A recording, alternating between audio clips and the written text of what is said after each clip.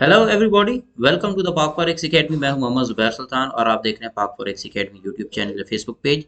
सबसे पहले मैं आप तमाम तर लोगों को आज की इस फॉरेक्स फोरकास्ट के अंदर वेलकम करता हूं। आज हम 23 दिसंबर 2024 को एनालिसिस करने जा रहे हैं। तो सबसे पहले हम चलते हैं ट्रेडिंग व्यू पे और एज यूजुअल हम टाइम फ्रेम यूज़ करने वाले हैं यहाँ पे H1 का। और H1 के टाइम फ्रेम से यहाँ हम with the help of demand and supply समझने की कोशिश करेंगे मार्केट के नेक्स्ट मूव को। तो सबसे पहले हमारे पास है जीबीपी यूएसडी। जीबीपी यूएसडी के अंदर हम अपने लास्ट एनालिसिस के मुताबिक यहाँ से बाय डायरेक्शन के अंदर इस लेवल से अबव हम बायर हैं up to this area that is 1.26488। और उसके पीछे की वजह यहाँ पे अगर हम देखें तो ये हमारे पास यहाँ पे इंक्रीजिंग डिमांड है और इसके नीचे यहाँ पे हमें ये इंक्रीजिंग सप्लाई दिख रही है।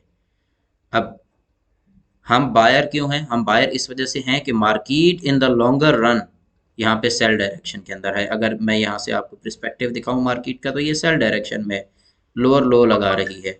बट एक बात याद रखिएगा कि जब भी एक हायर टाइम फ्रेम से सेलिंग आती है तो लोअर टाइम फ्रेम में उसकी रिट्रेस एक ट्रेंड पकड़ती है। दैट्स वाई हम H1 में यहाँ पे बायर हैं।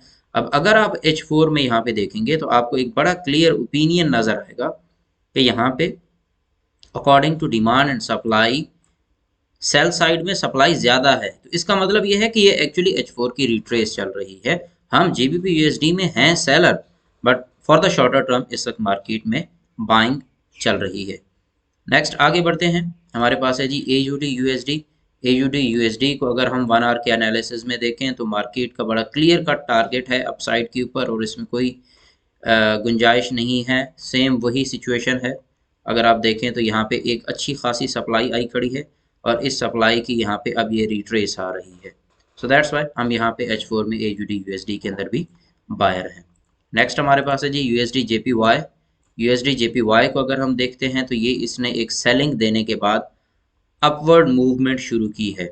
यहाँ ये थोड़ा सा आप लोगों को कंफ्यूज करने वाली है। उसकी वजह ये है कि ये हल्का सा अप मूव करके, मैं अपने लास्ट एनालिसिस को यहाँ से रिमूव कर दूँ, ये एरिया की लिक्विडिटी क्लियर करने वाली है।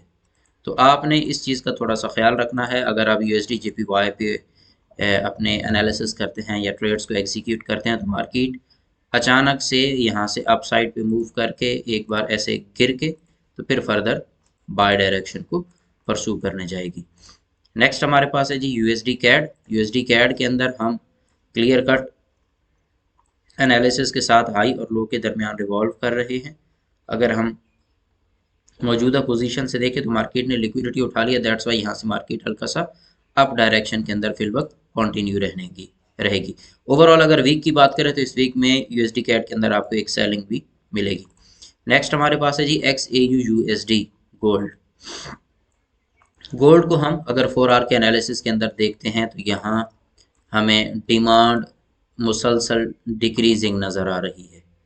ये हमारे पास मुसलसल डिक्रीजिंग डिमांड है। ऑन द अदर हैंड अगर मैं यहाँ पे अमाउंट ऑफ सप्लाई को देखूँ तो अमाउंट ऑफ सप्लाई भी यहाँ पे क्या है, डिक्रीजिंग है। चूँकि गोल्ड यूनिवर्सल एसेट है और यूनिवर्सल एसेट होने के साथ साथ ईयर की क्लोजिंग है। ये लास्ट वीक है हमारे पास। इस वीक में कोई बहुत अच्छे मूव नहीं आएंगे क्योंकि बीच में क्रिसमस डे का भी ऑफ रहेगा, एक दो और ऑफ रहेंगे। तो इस वजह से ओवरऑल आपके पास ये जो वीक है इसके अंदर ज़्यादा चांसेस नहीं है वॉलेटाइल रहने के।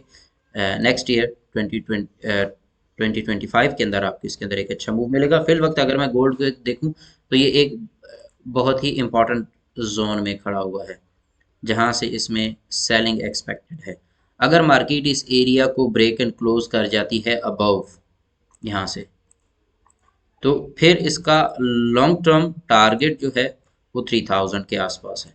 और अगर ये मार्केट इसी एरिया को यहाँ से क्लोज कर देती है, ये हमारे पास 25, 83, 84 का ये एक लेवल है, तो फिर इसने 2400 अप्रॉक्सीमेट $200 का मूव यहाँ पे दे जाना है। तो ओवरऑल गोल्ड जो है एक बड़े मीन एरिया के ऊपर खड़ा हुआ है जहाँ से हमने इसको नेक्स्ट मूव के लिए कैश करना है। इस वीक के अंदर कोई खास एक्सपेक्टेशंस तो नहीं है इससे। इंशाल्लाह नेक्स्ट ईयर के अंदर हम इसको देखेंगे आगे नेक्स्ट डायरेक्शन के लिए। अपना ख्याल रखिएगा। नेक्स्ट एनालिसिस में मुलाकात होगी। Take care. अल्लाह हाफिज़।